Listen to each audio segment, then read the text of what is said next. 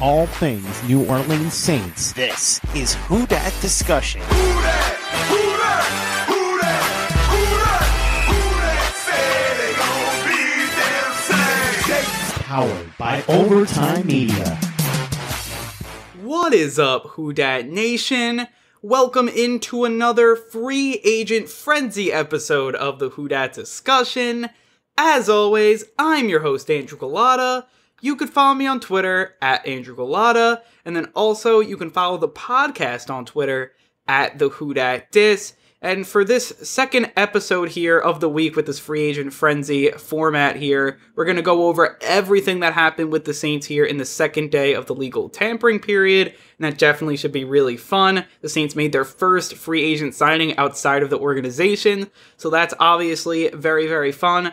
Some rumors connecting the Saints with Richard Sherman, Mitchell Trubisky, we'll definitely get into all of that, and then a lot of former Saints signed with other teams, as, again, you kind of knew this was coming with just all the cuts and obviously the salary cap, we talked about it, so a lot of that middle of the roster stuff, it is starting to deplete, and that's going to be a big part here going into next season, is how do the Saints kind of refill that middle of the roster, and we'll see if they do it during free agency, draft, or maybe it's somewhere else, but it's definitely going to be really interesting when looking at that. So we'll get into all of those moves here, but I do want to start with the Saints' first free agent signing here of the 2021 offseason. It's not a flashy one, but it's one that is needed, and that's your fullback, Alex Armah, who signed with the Saints today. He's going to take over for Michael Burton. And Arma, I mean, he's a very solid player, played the last 4 years with the Panthers. He played in 16 games over the last 3 years. He started 4 of those games. And, he's scored 3 touchdowns, 9 first downs rushing, 1 receiving, just looking at all those types of stats. Good blocker, gets to that second level really nicely, which is great to see for the Saints. And obviously what they do with their fullbacks, trying to block as basically an extra offensive lineman and kind of opening up room for Alvin Kamara, leading the way for Alvin Kamara. And Arma can definitely do that. And you see that, he's definitely a solid blocker, could also pass catch. And the Saints use fullbacks really well, probably better than the Panthers. And, you even saw in the Joe Brady offense that was in place with the Panthers in 2020, you even saw the uptick a little bit for Arma. And now the Saints end up, getting him, and he's a younger player than Michael Burton, which is, I bet, why they wanted to. I bet to them it's an upgrade how they can get Arma there, because he is younger, and he's definitely reliable for sure. So that's all good stuff. I'm kind of surprised they didn't re-sign Michael Burton, but they end up not, and they end up going with a younger player. But again, I think it's all good. It's definitely that low-key signing, but you need these types of players to fill out your roster. And the Saints do that, and it's their first signing, and that's usually what the Saints do. And then usually by the third or fourth day of free agency, then they really start looking at guys outside of the organization. They did that last year with Emmanuel Sanders, was a little more late. Malcolm Jenkins, I believe was on Wednesday, and I think Sanders was on Thursday, something like that. I forget the exact dates. I know Jared Cook was on a Friday. I do remember that. So usually the Saints do take their time a little bit over the last few years to get those outside free agents, try to get their interior ones first, inside the building, and then they kind of move outside. But this is their first, definitely signing. It's definitely secondary, low-key, but again, you need your fullback. Saints use the fullback a lot, and Alex Armah is definitely a very solid fullback. So he'll, add to the Saints offense with, the quarterback situation, all the weapons. So that's definitely good stuff there. Now, I do want to go into the rumors of today, the very interesting rumors. First, with Richard Sherman, I thought this was just very intriguing here with the rumors that Richard Sherman is connected with the Saints, and the Saints have expressed interest in Sherman. And you obviously see where the Saints are interested because of Chris Richard. Chris Richard, the Saints' new defensive backs coach, he coached Richard Sherman in Seattle. He was, when you're looking at Richard, was the defensive backs coach of the Legion of Boom, and then he called plays for Seattle, there later on in his tenure. So he obviously has a very good relationship with Richard Sherman, and that to me would make a lot of sense. Also, Sean Payton has definitely a lot of respect for Richard Sherman. I think that Nick Underhill pulled up a tweet from 2014 where, Sean Payton said great season, and then Sherman replied to him saying thanks, stuff like that. So that was pretty cool that, these guys definitely have mutual respect already. And now we'll see. Maybe the Saints could bring him into New Orleans. Obviously, there's that cornerback to avoid. And, I mean, to me, when looking at Richard Sherman, he's a guy that you love to fill it with. I mean, going back to 2019, his last full season of 15 games, I mean, technically not 16, but first, you'll take 15 games. I think we all would next season. He had 3 interceptions, had a pick 6, 11 pass defenses. He was also really good with a 45.7 opponent passer rating. So, again, that's really good.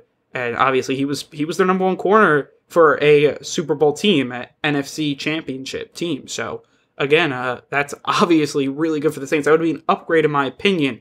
Now, he is a veteran, and you're like, you already had a veteran with Norris Jenkins, but maybe the Saints can upgrade, and maybe for the same amount of money, less. I mean, that would make a lot of sense.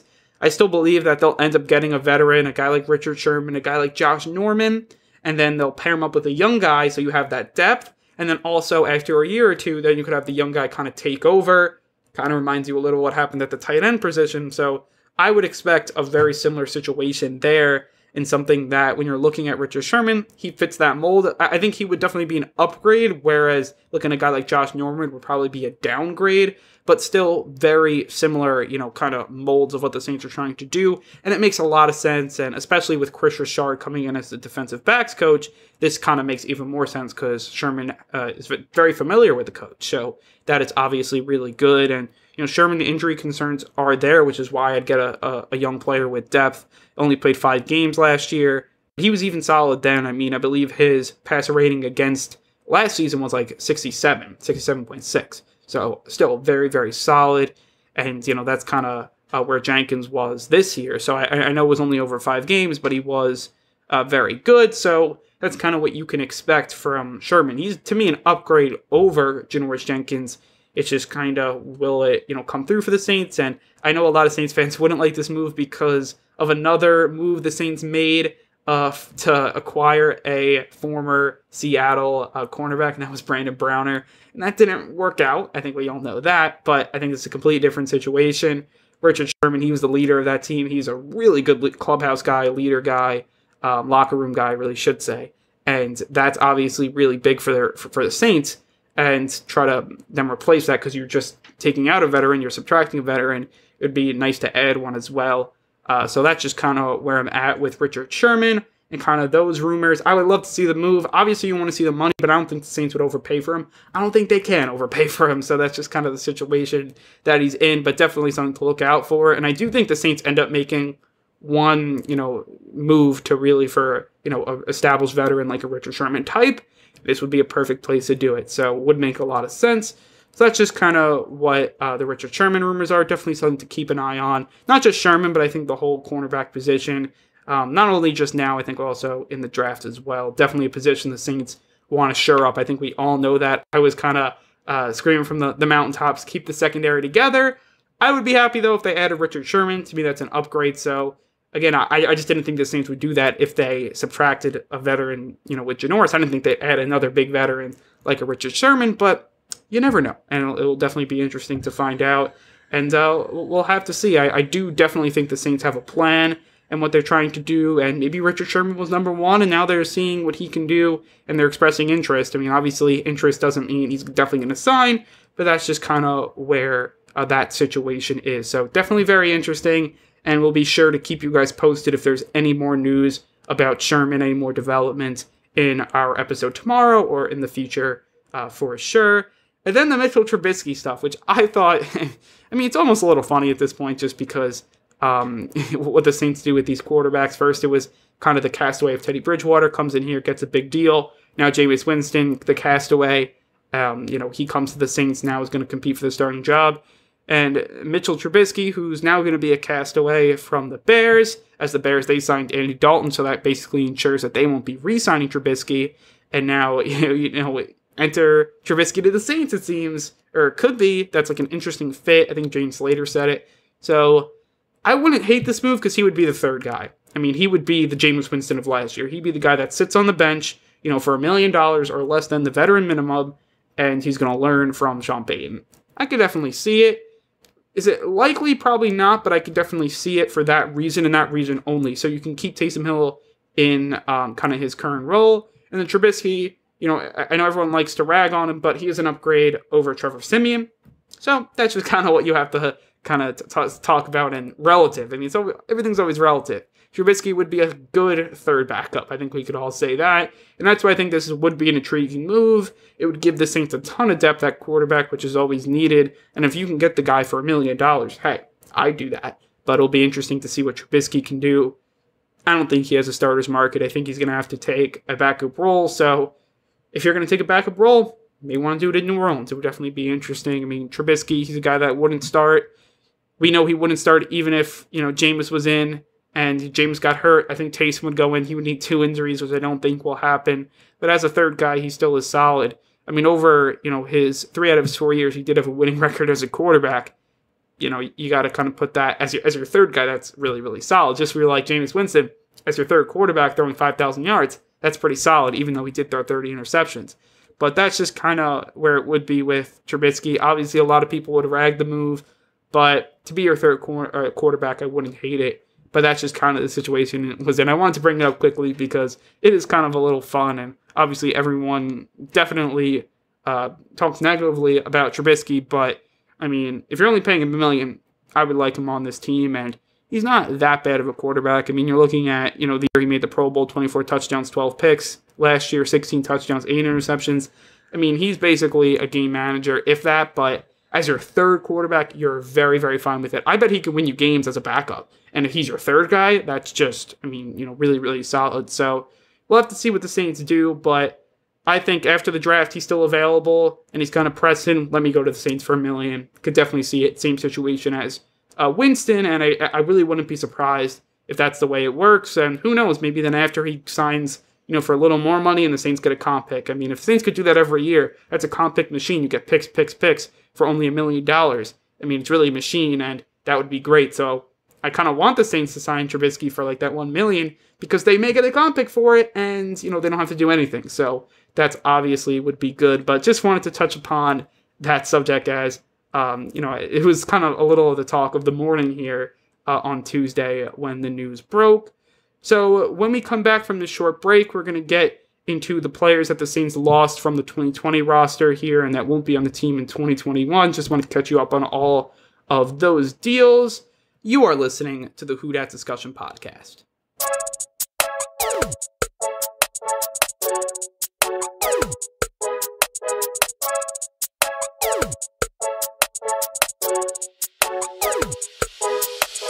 Welcome back into the Who Dat Discussion, and now we're going to take a look at a few players that were on the Saints in 2020 but won't be returning in 2021, some players that were signed away in free agency. We talked about Trey Hendrickson yesterday, and now we're just going to update you with a few more players. First one's Norris Jenkins. We talked about it with the Saints cornerback 2 last year, and he was signed by the Titans, and we don't really know a lot about this deal yet, but we know that he is headed to Tennessee. I mean, to me, Janoris was a really good number 2 for the Saints. I don't really want to talk about him much longer because it just gets me a little upset because the Saints really had their cornerback 2, which they had so much trouble kind of finding that steady guy opposite Marshawn Lattimore. They finally find him, and then kind of he's a cap casualty, and they kind of had to choose between Marcus Williams and Janoris Jenkins, and Williams is the one that they end up keeping, but I feel like right now when you're looking at Jenkins, definitely good for him that he signs with another contender.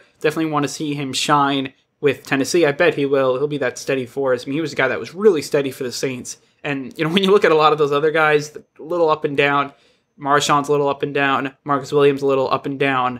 So to have a nice steady force there, it was really nice to have. That's why I would like them to add a veteran because, probably be a very steady force. Like Sherman would probably be a steady force. And that's what Janoris brought, so definitely good for him, and definitely wish him all the best with the Titans.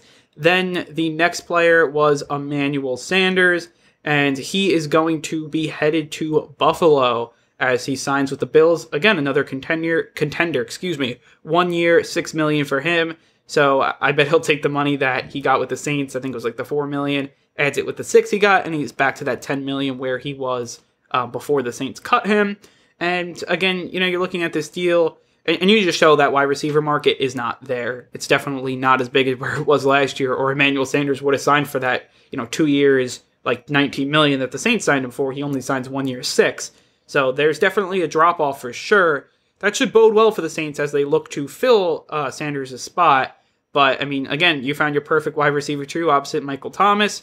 You really couldn't do that. I mean, you did with Ted Ginn 1 year, but it really wasn't the full fix as you saw later. And then Traquan Smith couldn't do it early on his career. Maybe he can do it now. We'll have to see. But couldn't do it in his first 2 years. So now, I mean, they got Sanders and he was your guy. And then another cap casualty, just couldn't keep him. That's just really upsetting. And he's a guy that I've talked about. I mean, a lot of roadblocks were in his way. You had Thomas getting hurt. You had, he got COVID. Then Breeze got hurt. It was just so many different things were kind of, moving pieces last season, especially at the wide receiver position, that you never got Sanders, I think, at his full potential. And I would have loved to see him this year, but he ends up with the Bills, with Josh Allen throwing him the ball, and that will definitely be very, very interesting to see. But kind of wanted to update you guys on that as well. It's definitely something that is, to me, I mean, it's a good deal for him. I mean, going to another contender, I bet he wanted to, but it shows that wide receiver market is down. And that's something that is big for the Saints. I think Perriman then slides below this because you're looking at just Sanders' stats. I don't care how young Perriman is. I don't think he's up to that Emmanuel Sanders pedigree, so I bet he signs less than the $6 million. That's something to watch out for the Saints, obviously. I mean, other guys, you're looking at Buffalo and who they replaced Emmanuel Sanders with, and that's John Brown, excuse me. So that's going to be something to look at. Maybe the Saints go after him, a speedster to go with Winston. It'll be very interesting to see how that all works out. But again, it definitely bodes well for the Saints that the wide receiver market is moving very, very slow. Right now, probably for every market, the slower is the better for the Saints, so they can kind of scoop up some guys for cheap deals, as they really would like to do that with the salary cap situation and stuff. But kind of signing, if you can sign vets, to a small amount of deals to fill up some of your big voids and, your holes, that's really important. So we'll see what happens there, but definitely wanted to talk about Sanders real quick, as the Saints will have to fill that void at number 2 corner, or number 2 receiver, there. Janoris will be the corner that the Saints will have to fill at that second position on the defense. And then finally, kind of move into the defense and then also special teams. That's going to be Justin Hardy, as he does sign with the Jets. Hardy, he was well respected in the locker room. Really great special teamer. The best special teamer on the team, but he was probably one of the best special teamers in the league. And he signs with the Jets. It'll be interesting to see the numbers on the deal. It's a 3-year deal. But we don't know the numbers yet, so that's definitely something to look out for.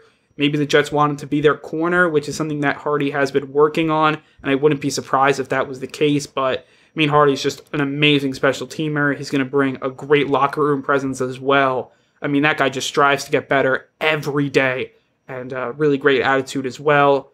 And, business owner in New Orleans with the Papa John's franchise, but so he'll probably still be around, but that is with Hardy signing with the Jets and, up here in New York where I am right now. So that's very interesting. And, Jets fans, they are getting a good one. They are getting a really solid player that works really hard, does amazing things on special teams. And, he could be an up-and-comer at cornerback. We'll see how much he progressed, but definitely be very interesting. I actually saw his only career interception down when I was in New Orleans in that game where Breeze broke the record. Hardy also had an interception, almost returned it for 6 too. So that was also very interesting. But those are the players that did sign away here for the Saints. And then it looks like they'll also get the compensatory pick for Trey Hendrickson next year, so 2022. So that'll be something to look at as well. But again, I feel like when you're looking at day 2, it's kind of, the same story. You get some really nice rumors with the Sherman, with the Trubisky, some fun stories there, and I bet that will continue. You get, your first signing of the year. You're able to, obviously yesterday, the whole news with re-signing Jameis and the Breeze, so it's definitely a lot of news, a little slower, but it was kind of the same type of things where the veterans now leave to new teams, and, that is probably going to continue here over the next few days, and the Saints will look to fill them in free agency as well, which I bet they will try, and we'll have to see what ends up happening. Definitely watch out for the Sherman, cornerback, wide receiver, I would say, maybe even a linebacker. Maybe they get the Quan Alexander situation worked out. Maybe they can bring him back, but that will be something really interesting to watch out for. Pass rusher as well. Hopefully they can sign a guy like Alex Okafor, who I'm definitely pulling for them to sign. but it will definitely be really, really interesting. But I think with all that said, I want to say thank you guys for listening, turn it loose, and who dat?